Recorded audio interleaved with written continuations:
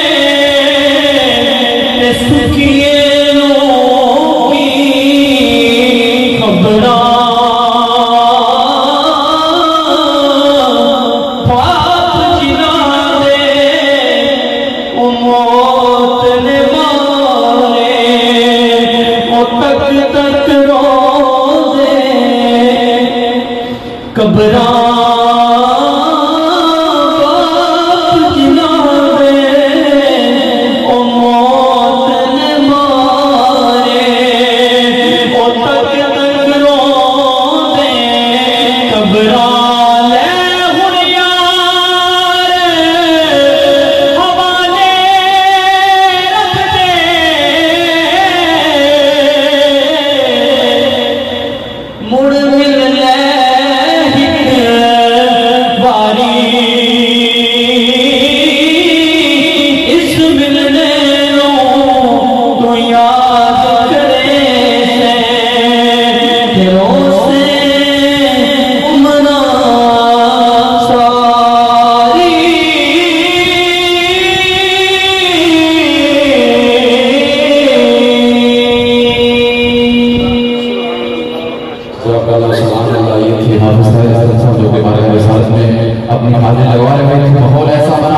آؤ مسکینی گلزار کی باتیں کریں، آؤ مسکینی گلزار کی باتیں کریں، خجر کی شب سے جد الابرار کی باتیں کریں، بلبلیں کرتی رہیں گی گل کی چمن کی گفتگو، ہم محمد کے لب و رخسار کی باتیں کریں، ہم محمد کے لب و رخسار کی باتیں کریں، اور مجرم ہوں اشکوں سے سوتے ہوئے آؤ، مجرم ہوں اشکوں سے سوتے ہوئے آؤ، آؤ درے تواب سے کھوتے ہوئے آؤ، قرآن میں مستور ہے بخشش کا طریقہ، سرکار کی تحلیل سے کھوتے ہوئے آؤ، سرکار کی تحلیل سے کھوتے ہوئے آؤ، اور خود تو جلتا رہا دھوپ میں، خود تو جلتا رہا دھوپ میں، اور ہمیں رکھا چھاؤں میں، میں نے دیکھا ایک فرشتہ باپ کے روپ میں۔ اب میں بلا تغییر دعوت خطاب دوں گا، عالم نبی فاضل جلیل جناب حضرت علامہ مولانا گلفراز احمد زردی صاحب سے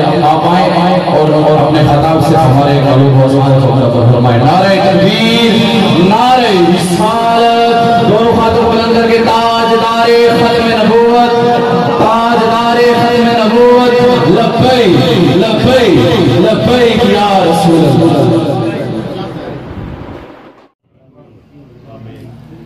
حضرات نے وقت وقت کے دامن میں وسعت نہیں کہ میں کسی تفصیلی بات کو چھیڑوں۔ حضرات، حضور کا ایک خوبصورت ارشاد گرامی میں نے آپ کے سامنے رکھا۔ قرآن مقدس کی ایک آیہ کریمہ کا جو ہر بندہ نماز کے اختتام پر دعا کرتا ہے، وہ دعا میں نے آپ کے سامنے رکھی۔ حدیث پاک کا ترجمہ یہ ہے، حضور نے ارشاد فرمایا ثلاثت دعوات مستجابات، کیونکہ یہ دعا کی محفل ہے اور ہم ایک ایسے شخص کی روح کو ایصال ثواب کرنے کی دعا میں شریک ہیں کہ جو بہت نیک آدمی تھا، با اخلاق آدمی تھا، غریبوں، ناداروں اور ضرورت مندوں کے ساتھ بہت شفقت کرنے والا تھا۔ ہمارے ہاں رواج ہے کہ جب ہمارے پاس کوئی سائل آتا ہے نا تو 10-20 روپے جو بندے کے پاس ہمت توفیق ہوتی ہے، ہم اس کو پیسے دے کر اس کی ضرورت پوری کر کے یا نہ کر کے ہم اس کو بھیج دیتے ہیں۔ بعض دفعہ میں نے ایسے لوگوں کو بھی دیکھا ہے کہ وہ سائل کو چھڑک بھی دیتے ہیں اور پورے طریقے سے اس کی عزت کو پامال کرنے کی کوشش کرتے ہیں۔ اس طرح نہیں کرنا چاہیے، سائل کی ضرورت کو پورا کرنے کی کوشش کرنی چاہیے، اور اگر ضرورت پورا نہیں کر سکتے تو کم از کم اس کی عزت کا خیال ضرور رکھنا چاہیے۔ چودھری فضل حسین ان لوگوں میں سے تھے، میں نے اپنے ان کانوں سے سنا اور اپنی ان گناہگار آنکھوں سے دیکھا کہ چودھری صاحب نے اپنے ساتھ کئی ایسے لوگوں کو لگا رکھا تھا جو ضرورت مند تھے، اور انہیں ایک دفعہ پیسے ضرورت کے مطابق دے کر ان کو کہتے تھے کہ پھر آنا۔ ایسے لوگ بہت کم ہوتے ہیں کہ پھر آنا، جب ضرورت ہوئی تو پھر آنا۔ اگر میں تیری ضرورت پوری نہ کر سکا تو میرا ایک دوست انگلینڈ سے آنے والا ہے، میں اس کو کہوں گا وہ تیری ضرورت کو پورا کرے۔ ایسے لوگ بہت کم ہوتے ہیں، تو ہم ان کے لیے بخشش و مغفرت کی دعا میں شریک ہیں۔ حضور نے ارشاد فرمایا 3 دعائیں ایسی ہیں جن دعاؤں کے رد ہونے میں کوئی شک نہیں ہے، مستجاب ہے، فوراً مقبول ہوتی ہیں۔ یا رسول اللہ صلی اللہ علیہ وسلم، صحابی نے قیل یا رسول اللہ، سب کے یہ صلی اللہ علیہ وسلم، یا رسول اللہ وہ کون سی دعائیں ہیں؟ آقا کریم صلی اللہ علیہ وسلم نے ارشاد فرمایا، پہلی دعا اللہ کے نبی نے ارشاد فرمایا دعوت الوالد للولد، وہ دعا جو باپ اپنے بیٹے کے لیے کرتا ہے اللہ اس دعا کو رد نہیں کرتا، اس کو قبول فرما لیتا۔ ارشاد فرمایا دعوت المسافر، مسافر کی دعا رد نہیں جاتی، مسافر کی دعا رد نہیں جاتی، اللہ اسے قبول کر لیتا ہے۔ تیسری دعا حضور نے ارشاد فرمائی ودعوت المظلوم، مظلوم کی دعا کو بھی اللہ رد نہیں کرتا، بلا حجاب بلا کسی رکاوٹ کے اللہ تعالیٰ اس دعا کو قبول کر لیتا ہے۔ اچھا ایک مسافر کی بات آ گئی تو میں مسئلہ عرض کر دوں۔ ہمارے عمومی طور پر جو لوگ یہاں سے ڈڈیال سے پنڈی جاتے ہیں تو وہ نماز کو قصر کرتے ہیں۔ ڈڈیال سے پنڈی کا سفر مسافر کا نہیں ہے، ٹھیک ہے جی، ڈڈیال سے پنڈی کا سفر مسافر کا جو قصر کی مسافت ہے وہ نہیں ہے۔ اس کے لیے تقریباً 98 کلومیٹر سفر کا ہونا ضروری ہے، یعنی جہاں پر نماز آدھی ہو جاتی ہے نا، قصر بندہ کرتا ہے، 4 فرض نماز کے 2 پڑھے جاتے ہیں، اور اگر آسانی ہے، کوئی مشکل نہیں ہے، کوئی پریشانی نہیں ہے تو سنت نفل بھی ساتھ پڑھ لے، لیکن اگر نہیں بھی پڑھے گا تو اسے گناہ نہیں ہوگا۔ 2 رکعت 4 رکعت والی نماز 2 رکعت پڑھے گا وہ آدمی جو 98 کلومیٹر سفر کر کے گیا ہے اور 15 دن وہاں اس نے رکنا نہیں، 15 دن سے زیادہ کا قیام نہیں ہے، 2 3 4 1 2 5 7 دن اس نے رکنا ہے اور یہ نیت ہے کہ واپس آؤں گا، تو وہ وہاں پر 2 رکعت نماز فرض ادا کرے گا۔ 3 رکعت والی پورے 3 پڑھے گا، 3 ویتر پورے 3 پڑھے گا، 2 رکعت پوری پڑھے گا۔ لیکن جو نماز یعنی عصر کی، زور کی، عشاء کی 4 فرض ہیں وہ کتنے پڑھے گا؟ تو مسافر کی مسئلے والی بات آ گئی۔ حضرت ابی بکر حضور نے ارشاد فرمایا کہ یہ 3 دعائیں ایسی ہیں جن دعاؤں کو رب رد نہیں کرتا۔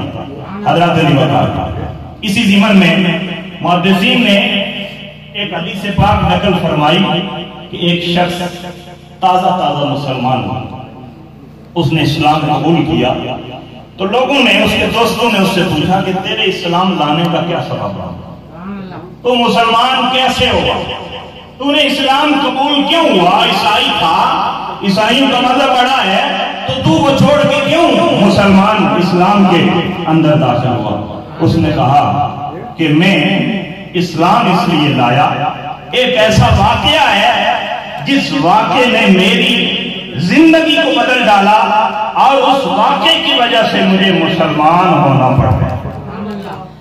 پوچھا گیا کیا ہوا، کیا ایسا واقعہ ہے تجھ سے، کیا ایسی بات پیش آئی جس وجہ سے تو اسلام لے آیا؟ حضرت ابی بکر اس نے کہا میں ایک دن مسلمانوں کے نبی کی بارگاہ میں بیٹھا، کیونکہ وہ ابھی مسلمان نہیں ہوا تھا، تو وہ آقا کریم کی بارگاہ میں بیٹھنے کا واقعہ یوں عرض کرتا ہے کہ میں اللہ کے نبی کی بارگاہ میں بیٹھا تھا، رسول اکرم صلی اللہ علیہ وسلم کے پاس میں حاضر تھا، ایک شخص دوڑتا ہوا حضور کی بارگاہ میں آیا اور عرض کی یا رسول اللہ صلی اللہ علیہ وسلم، وہ آیا اور بیٹھا نہیں، دوڑتا ہوا آیا، لوگ بیٹھے ہیں حضور کو بات کر رہے ہیں اور اس نے جلدی جلدی آ کے حضور کی بارگاہ میں عرض کی یا رسول اللہ آج 7-8 دن ہو گئے میرا بچہ گم ہوا ہے، آقا میرے بچے کے لیے دعا کریں، میرا بچہ مجھے جلدی مل جائے۔ اس نے عرض کی، جلدی جلدی اس نے عرض کی، جب اس نے یہ بات حضور کی بارگاہ میں عرض کی، حضور دعا کی تیاری کرنے لگے، حضور دعا کے لیے اپنے ید اللہ والے ہاتھ اٹھانے لگے ہی تھے کہ ایک شخص بولا، اس نے کہا یا رسول اللہ صلی اللہ علیہ وسلم میں آتے ہوئے راستے میں ایک باغ کے پاس سے گزرا اور اس باغ میں اور بھی بچے تھے، میں نے دیکھا کہ اس کا بچہ، اس شخص کا بچہ وہاں بچوں کے ساتھ کھیلتا ہے۔ اس شخص نے جب یہ سنا نا، باغ کا نام سنا، تو اس نے باقی کسی آدمی کی کوئی بات کی طرف توجہ نہیں دی، اس نے واپس اس باغ کی طرف بھاگنا شروع کر دیا۔ 7-8 دن ہو گئے پتر گم ہویا، جب تو سنیا نا بھائی ہوں میرا پتر فلاں جگہ ہے تے ہے بھی چھوٹا ہے، نادان ہے تے فلاں جگہ بچے نال کھیل بھی رہا ہے تے میرے خبر بھی ہو گئی کہ میرا پتر فلاں باغ وچ ہے، حضرت ابی بکر اس نے اس باغ کی طرف دوڑنا شروع کر دیا، حضور کو چھوڑ دیا، حضور کے صحابہ مجلس لگی ہے اور وہ اس طرف بھاگنے لگا۔ حضرت ابی بکر میرے اور آپ کے آقا لجپال نبی، مہربانیاں کرنے والے نبی، رحمتیں करने वाले नबी, शफकतें फरमाने वाले नबी ने, अल्लाह के रसूल सल्लल्लाहु अलैहि वसल्लम ने, मेरे आका ने सहाबा को फरमाया, इस बंदे को रोको ना, रोको रोको, इसे रोको, थोड़ी देर के लिए इसे मेरी बारगाह में लेके आओ। हज़रत अबू बकर सहाबाए किराम उठे, एक दो आदमी तोड़े, उस बंदे को रोका, बुला के हुजूर की खिदमत में लेके आए। आका करीम अलैहिस्सलाम ने इरशाद फरमाया, ऐ बंदे, मेरी बारगाह में अपने बच्चे की तलाश के लिए आने वाले मेरे सहाबी जल्दी जल्दी जा रहे हो, अपने बच्चे की मोहब्बत में दौड़ के जा रहे हो, अपनी औलाद के प्यार में भागे भागे जा रहे हो, लेकिन मेरी एक बात का ख्याल रखना, जब उस बाग में पहुंचो बच्चे खेलते हुए नजर आए, एक बात का याद रखना, एक बात का ख्याल रखना, आका जी मेरे वालिदैन आप पे कुर्बान हो जाए। या रसूल अल्लाह क्या हुक्म है, आप हुक्म फरमाएं। अल्लाह के नबी ने इरशाद फरमाया, जब तू अपने बेटे को मोहब्बत से देखे, बेटा नजर आए, तो अपने बच्चे को बेटा कह के ना पुकारना। आका जी मेरा बच्चा है, मेरा बेटा है, मेरा लफ्ते जिगर है, मेरे जिगर का टोटा है, आका मैं उसे बेटा क्यों न कहूं। हज़रत अबू बकर तवज्जो करना, अल्लाह के नबी सल्लल्लाहु अलैहि वसल्लम ने अपने उम्मती पर कितनी मेहरबानियां फरमाई, कितनी शफकतें और प्यार किया। अल्लाह के नबी ने फरमाया, ओ मेरे गुलाम, अगर तू जाकर अपने बच्चे को बेटा कहकर पुकारेगा, 7 दिन गुजर गए, तेरे दिल में अपने बच्चे की मुलाकात की बड़ी तड़प है, जब तू अपने बच्चे को बेटा कहेगा, क्या पता उन बच्चों के अंदर, उन बेटों में, उन छोटे छोटे खेलने वालों में कोई ऐसा बच्चा हो जिसका वालिद, जिसका बाप दुनिया से चल बसा हो, जो यतीम हो गया हो। तेरी उस आवाज में जब तू बेटा कह के पुकारेगा, बला का रस होगा, बला की चाशनी होगी। जब तू बेटा कह के पुकारेगा, तो उन बच्चों में अगर कोई यतीम हुआ, तो उस यतीम को अपना बाप याद आ जाएगा, वो परेशान हो जाएगा, उसके दिल में मलाल आएगा कि काश अगर मेरा भी बाप होता तो वो मुझे भी आज बेटा कह के आवाज देता। अल्लाह के नबी ने फरमाया, बेटा कह के ना कहना, पुकारना, जो नाम तूने अपने बच्चे का रखा है उस नाम के साथ अपने बेटे को पुकारना। हजरत अबू बकर बाप हजरत आरफ करीम ये मोहम्मद बख्श रहमतुल्लाह ताला अलैह ने ये जो शेर लिखा है ना, कि हर महफिल में ये शेर पढ़ा जाता है, बाप मरे सिर नंगा होवे, ते वीर मरन कंड खाली, और मामा बाज मोहम्मद बादशाह कौन करे रखवाली। हुजूर आरिफ करीम ने इस शेर की तशरीह में एक वाकया नकल फरमाया। आप फरमाते हैं, मैंने ये वाकया इसलिए लिखा, एक अफसर बाप जिसका ओहदा बड़ा बुलंद है, उसने अपने बेटे को उसी दफ्तर में भर्ती करवा दिया, सिफारिश कराई, किसी भी तरीके से अपने बेटे को उस दफ्तर में उसने भर्ती करवाया। बाप के दफ्तर जाने का पहला दिन है, बाप बेटे के दफ्तर जाने का पहला दिन है, बाप अपने बेटे के साथ उस दफ्तर में गया। जैसे बाप की शफकत होती है, जब कोई नया काम करना हो, किसी नए सफर पे जाना हो, बाप की कोशिश होती है कि वो बेटे के साथ जाए। हज़रत अबू बकर उस दफ्तर में जाने वाले बेटे के साथ अपना बाप गया। जब बेटा कुर्सी पे बैठा ना, जब बेटा कुर्सी पे बैठा, बेटा भी अफसर बन गया, कुर्सी पे बैठा। बाप जब अपने बेटे को कुर्सी पे बैठा दफ्तर में देखता है, बाप के दिल में मोहब्बत, बाप के दिल में प्यार, बाप की आंखों में आंसू जारी हो जाते हैं। आजाद बर्दाश्त ना हो सका, बाप चल के बेटे की कुर्सी के पास चला गया। बाप ने अपने बेटे के कंधे पे यूं हाथ रखा, बाप ने अपने बेटे के कंधे पे यूं हाथ रखा, बेटे से सवाल पूछा, बेटा बताओ दुनिया का ताकतवर तरीन बंदा इस वक्त कौन है?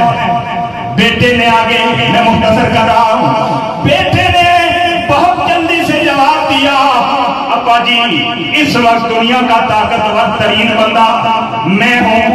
रात जब बाप ने बेटे की इस जवाब की इस बात को सुना, बाप का हाथ कांप गया। बाप ने थोड़ी देर के बाद आराम के साथ फिर दोबारा ये सवाल पूछा। बाप ने अपना हाथ बच्चे के कंधे पे रखा हुआ है, ये पूछ रहा है, बेटा बताओ ना दुनिया का ताकतवर बंदा कौन है? रात बेटे ने दिल में ये ख्याल किया, ये बात ख्याल में आई कि शायद मेरी पिछली बात मेरे अब्बे को पसंद नहीं आई। रात अब बेटे ने जरा आहिस्तगी से ये जवाब दिया, मैं ही हूं। रात बाप ने बेटे के कंधे से बाप ने बेटे के कंधे से हाथ उठाया, कुर्सी छोड़ी, दूसरी वाले दरवाजे की तरफ जाने लगा। बाप ने पीछे मुड़ के फिर वही सवाल दोहराया। रात बेटे से पूछा, बच्चे बताओ दुनिया का ताकतवर तरीन इंसान कौन सा है? रात बाप ने बड़ी खुशी से ये सवाल पूछा ना, बच्चे ने जवाब दिया, ऐ मेरे वालिद गिरामी, दुनिया के ताकतवर तरीन इंसान इस वक्त आप हैं।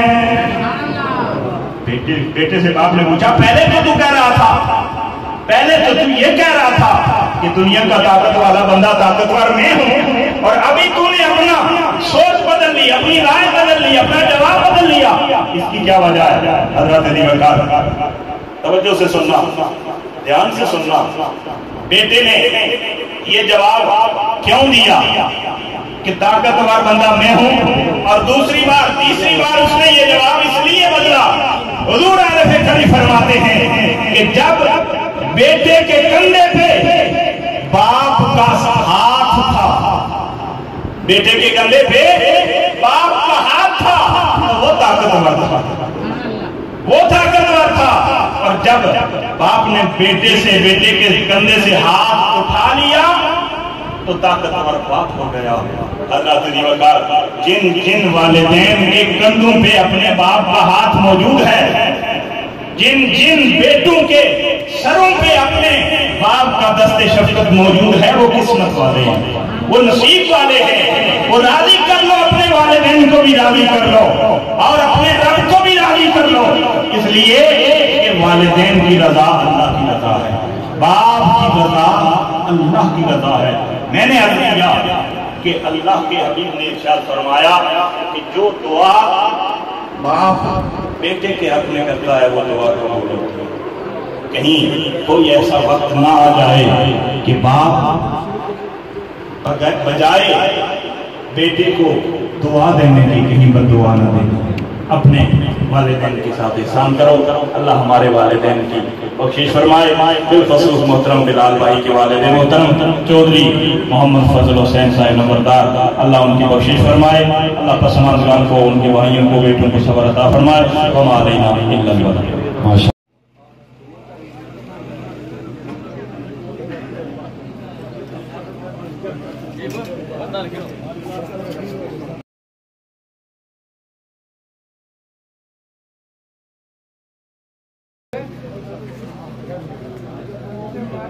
बनेगी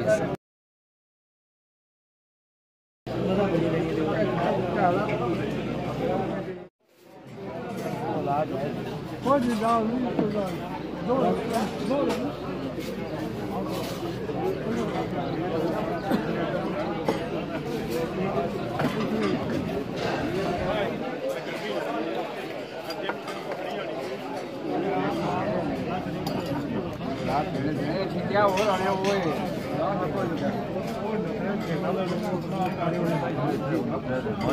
जल्दी कर लो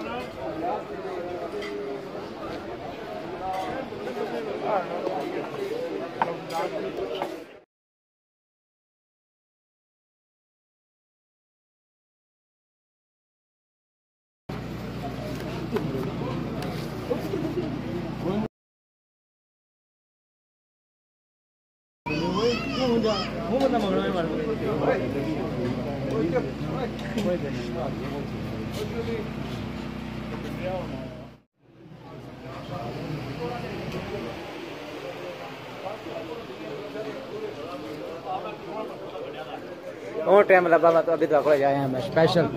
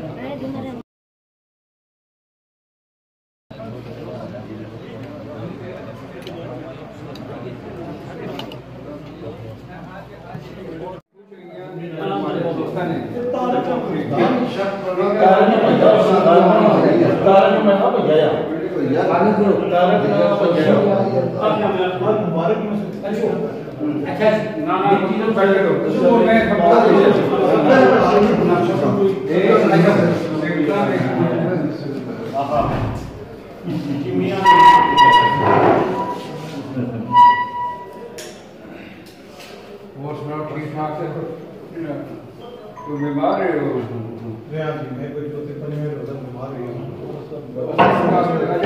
काफी बीमार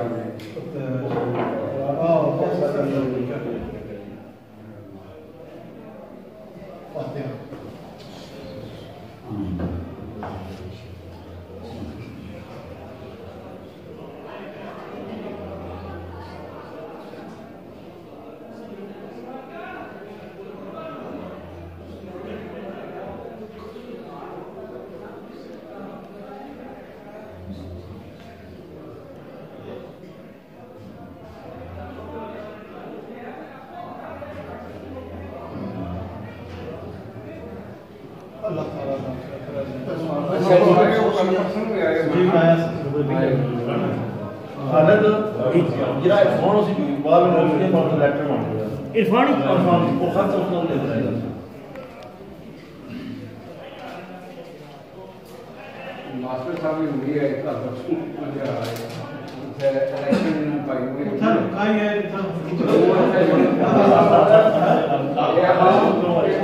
चंगी हुई कोशिश करते